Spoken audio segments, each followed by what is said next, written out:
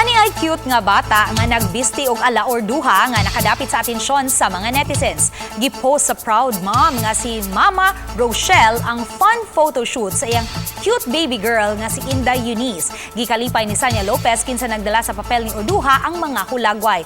O gani, gi-repost kini sa iyang official social media account. Samtang sa nagkakulbahinang nga eksena sa mga lihim ni Orduha, sa karaang panahon gipahibaw ni Orduha sa iya mga sakop nga dunay moabot nga labing delikado ug labing kusgan nga warrior nga moabot sa ilang lugar.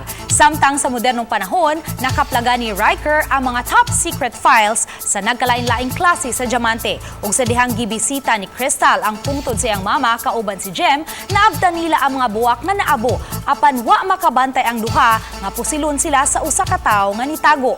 Unsa ka ang mamahimong kapalaran sa duha? At tangi sa mga lihim ni Orduha pagkahuman sa 24 oras.